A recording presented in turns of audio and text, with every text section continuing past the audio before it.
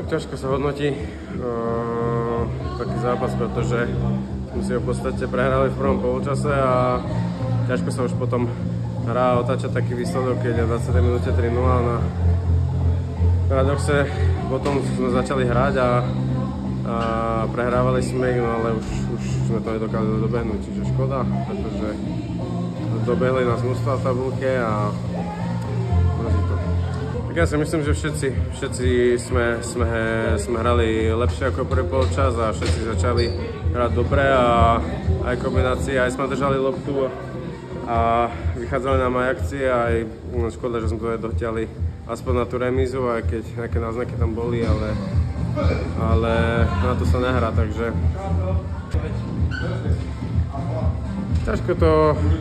to hodnotiť, možno je to v hlavách, potrebujeme možno taký väčší kľud, začať hrať sami od seba, každý aby začal a preto to nechcem ja hodnotiť za druhých, ale musíme určite zlepšiť všetko.